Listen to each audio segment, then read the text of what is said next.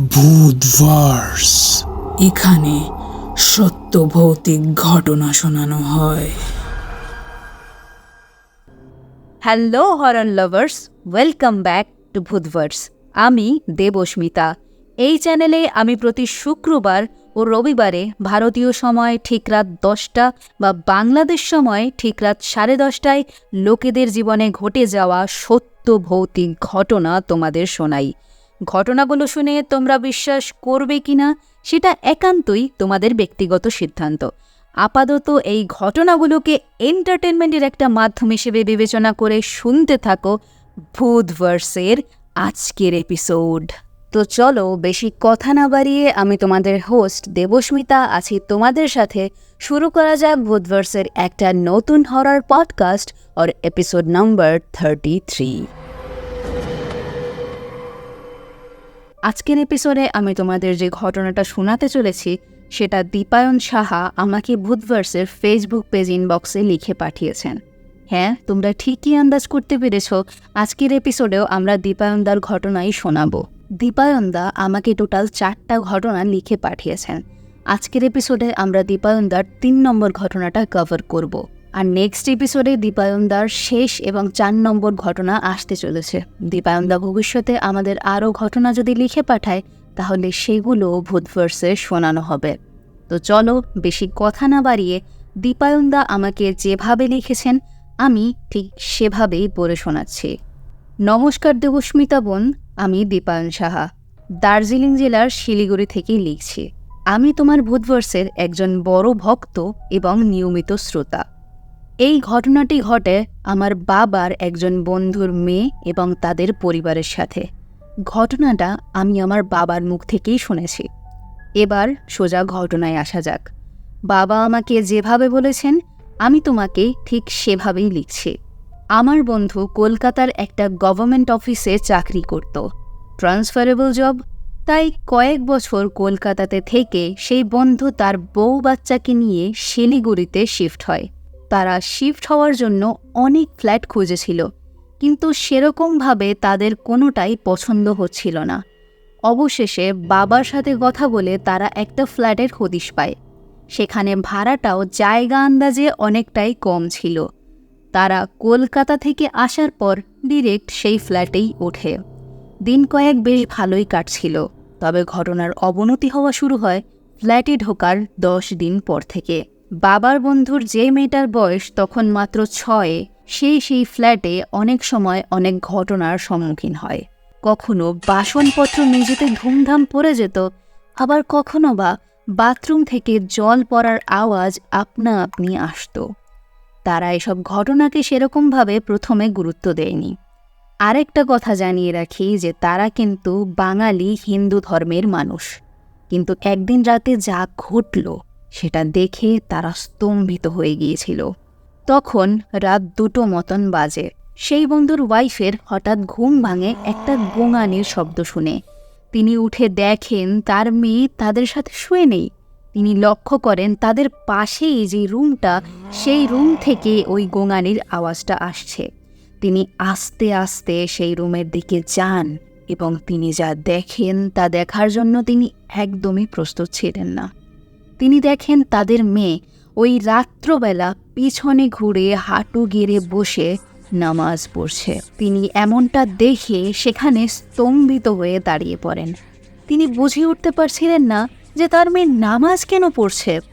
যখন তিনি তার মেয়ের কাছে যান তিনি দেখেন তার মেয়ের চুল পিছন থেকে খোলা এবং সে এক মনে নামাজ পড়েই যাচ্ছে। তিনি তখন তার মেয়েকে ডাকেন এবং তার মেয়ে এক মুহূর্তের মধ্যে তার দিকে ফিরে তাকিয়ে বলে যে, দেখছো না আমি নামাজ পড়ছি, আমাকে বিরক্ত করো না। এটা শুনে তিনি আরও ভয় পেয়ে যান এবং তার মেয়েকে তিনি টেনে বাইরে বের করে নিয়ে আসেন। বাচ্চা মেয়েটাকে বাইরে নিয়ে আসা মাত্রই সে সেন্সলেস হয়ে পড়ে যায়। পরের দিন সেই মেয়েটিকে যখন জিজ্ঞাসা করা হলো যে গত রাতে কি হয়েছিল, তখন সে সবাইকে অবাক করে দিয়ে বলে, আমার কিছুই মনে নেই। তারপর থেকে ঘটতে থাকে আরও নানান রকম ঘটনা। রাত হলেই কেউ যেন পায়ে ঘুঙুর পরে হাঁটছে এমন শব্দ তারা শুনতে পেত। বাসনপত্র দুমদাম পড়ে যেত। বাথরুমের কল থেকে হঠাৎ জল পড়ার শব্দ পেত এবং সবচেয়ে অবাক করার বিষয় তাদের 6 বছর বয়সী ছোট্ট মেয়েটা সাবলীনভাবে আরবি ভাষায় কোরআনের আয়াতগুলো তিলাওয়াত করত এবং নামাজ পড়ত। যেই আরবি ভাষা তার জানার এবং এত সাবলীনভাবে ওই বয়সে বলতে পারার কথাই নয়। এরপর একদিন রাতে ঘটল আরও ভয়ানক একটা ঘটনা। মেয়েটা যখন নামাজ পড়ত তখন একদিন তার মা তাকে টেনে বের করতে গিয়ে তার মেয়ের মুখ থেকে অন্য একজনের গলার আওয়াজ শুনতে পায়। সেই অচেনা ভয়ানক কণ্ঠে তার মেয়েটা বলে, আমাকে নামাজ পড়ার সময় যে বাধা দিচ্ছে, আমি তার মেয়েকে নিয়ে যাব আমার সাথেই।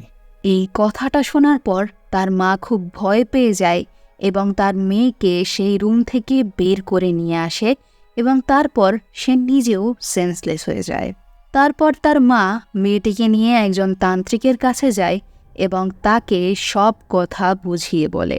সব শুনে তাকে তান্ত্রিক জানায়, আপনার মেয়ের উপর এক অশরীরী আত্মা ভর করেছে, সে চায় আপনার মেয়েকে তার সাথেই নিয়ে যেতে। এরপর সেই তান্ত্রিক মেয়েটিকে জল পড়া এবং তাবিজ দিয়ে বলে, তাবিজটা আগামী 6 মাস গলায় পড়বে এবং এই 6 মাস কখনো গলা থেকে খোলা যাবে না। জল পড়াটাও নিয়মিত খেতে হবে। সেই কথা অনুসারে মেয়েটা চলা শুরু করে। ফলে তারপর থেকে তার সাথে সেরকমভাবে আর কোনোদিন কিছু ঘটেনি। পরবর্তীকালে তারা সেই বাড়িটা ছেড়ে অন্য জায়গাতে ফ্ল্যাট নিয়ে থাকা শুরু করে। এভাবেই একদিন তারা আগে যেই ফ্ল্যাটে থাকতো সেই পাড়ার লোকেদের কাছ থেকে জানতে পারে যে ওই ফ্ল্যাটে একজন মুসলিম মহিলা ও তার 6 বছরের বাচ্চা মেয়ে গলায় ফাঁস লাগিয়ে আত্মহত্যা করেছিল। তারপর থেকেই অনেক লোকই সেই ফ্ল্যাটে থাকতে আসে, কিন্তু কেউই 1 সপ্তাহ বা বড়জোর 1 মাসের বেশি সেখানে টিকতে পারেনি। ভগবানের অশেষ কৃপায় এখন সবাই সুস্থ আছেন এবং সুখে আছেন। তো দেবস্মিতা বোন, এই ছিল ঘটনা। জানি অনেক বড় হয়ে গেল, ঠিকঠাক বুঝিয়েও লিখতে পারিনি। তুমি তোমার মতন করে ভালো করে গুছিয়ে নিও এবং তোমার ঈশ্বর প্রদত্ত কণ্ঠে এই ঘটনাটা শুনিও। আশা করি ভূতবর্ষের শ্রোতাদের কাছেও ঘটনাটা ভালো লাগবে। এই ঘটনার সত্যতা যাচাই করতে নিচে দেওয়া নাম্বারে যোগাযোগ করতে পারো। নম্বরটা আমার বাবার। ভূতবর্ষের সফলতা কামনা করে এখানেই শেষ করছি। ভালো থেকো। তোমার গলায় ঘটনাটা শোনার অপেক্ষায় রইলাম। ইতি দীপায়ন সাহা, শিলিগুড়ি।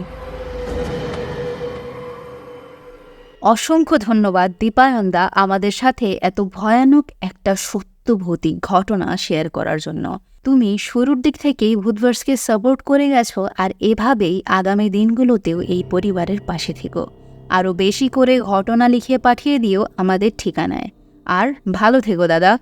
ঘটনাটা তোমাদের কেমন লাগলো তা কমেন্টের মাধ্যমে অবশ্যই লিখে জানিও।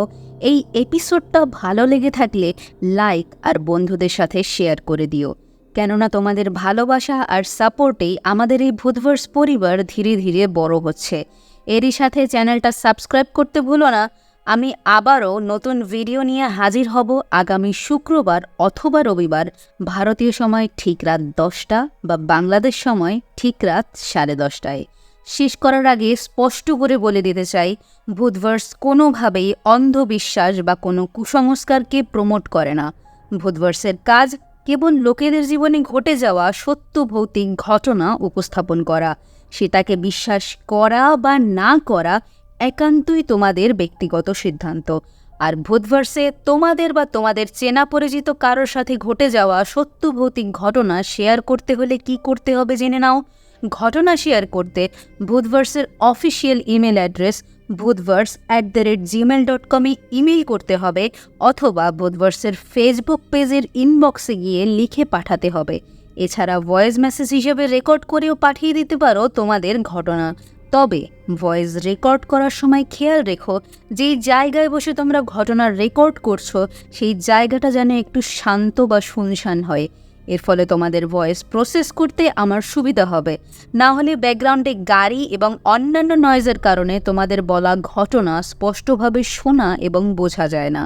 সব কিছুর লিঙ্ক ভিডিওর ডেসক্রিপশন বক্স আর চ্যানেলের অ্যাবাউট সেকশনে দেওয়া থাকবে, সেখান থেকে সরাসরি আমার সাথে যোগাযোগ করতে পারো। আর হ্যাঁ, তোমরা চাইলে আমি তোমাদের পরিচয় ও গোপনীয়তা রক্ষা করেই তোমাদের ঘটনা পড়ে শোনাবো। তাই প্রাইভেসি নিয়ে একদম চিন্তা করো না। তো আমি তোমাদের হোস্ট দেবস্মিতা আজকের মতো এখানেই শেষ করছি। সবাই ভালো থেকো, সুস্থ থেকো, আর সত্য ভৌতিক ঘটনা লিখে পাঠিয়েও আমাদের ঠিকানায়। দেখা হচ্ছে নেক্সট হরর পডকাস্টে। সেই অবধি শুনতে থাকো ভূতভার্স। এখানে সত্য ভৌতিক ঘটনা শোনানো হয়।